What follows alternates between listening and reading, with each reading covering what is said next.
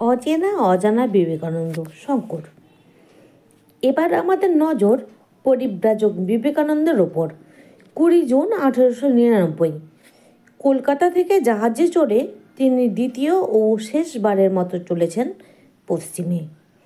তার যাত্রাসঙ্গী স্বামী তুরীয়ানন্দ ও মানসকন্যা নিবেদিতা। বিদেশে যাত্রার আগের দিন 19 জুন 1899 গর্ভধারিণী ভুবনেশ্বরী ও পূর্বাশ্রমের কয়েকজন আত্মীয়কে স্বামীজি বেলুড় মঠে আনিয়েছিলেন।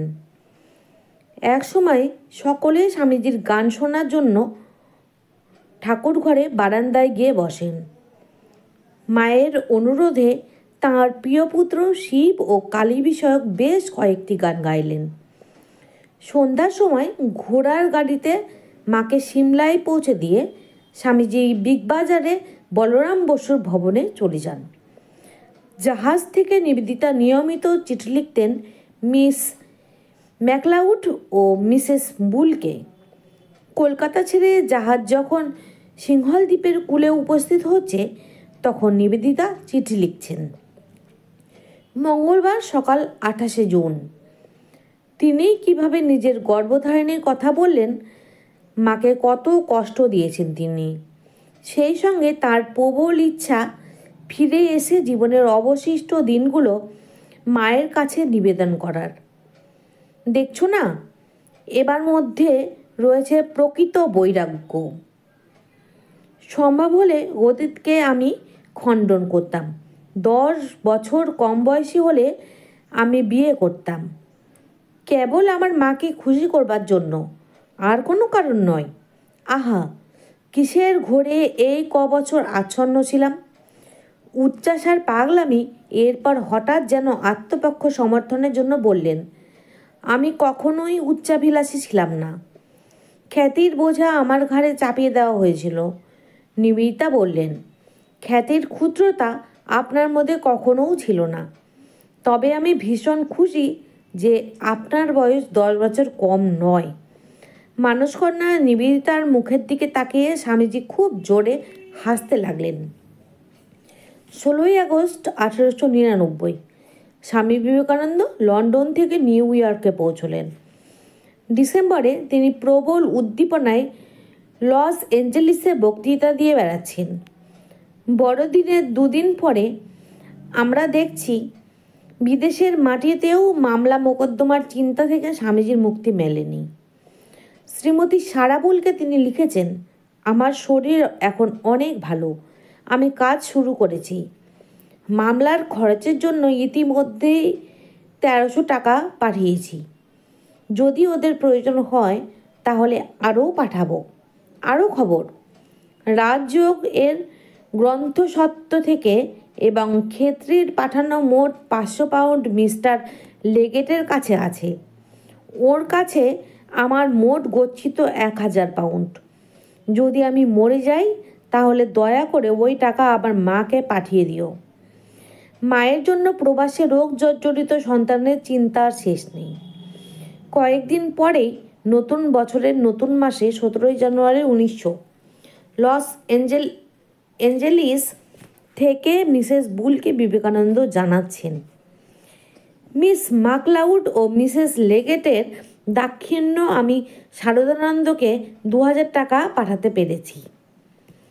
ওরাই বেশি দিয়েছেন, বাকিটা আমার লেকচার থেকে। আমি স্বাস্থ্যোদ্ধারের জন্য এখানে এসেছিলাম, সেটা তো হয়েছেই। বাড়তি প্রাপ্তি মামলা মোকদ্দমার জন্য এই 2000 টাকা। এটা ক্রমশই স্পষ্ট হচ্ছে। মঠের চিন্তা ঘাট থেকে নামিয়ে কিছু সময়ের জন্য আমি মায়ের কাছে ফিরে যাই। আমার জন্য তিনি বড্ড কষ্ট পেয়েছেন। ওর শেষ দিনগুলো মসৃণ রাখতে হবে। আপনি কি জানেন, অমন শঙ্করাচার্য, তাকেও ওই একই পথ বেছে নিতে হয়েছিল। মায়ের মৃত্যুর কিছুদিন আগে তাকে মায়ের কাছে ফেরত যেতে হয়েছিল। 1884 সালে মাকে ছেড়ে আসা মস্ত ত্যাগের ব্যাপার ছিল। এখন তার কাছে ফিরে যাওয়া আরও বড় ত্যাগের ব্যাপার।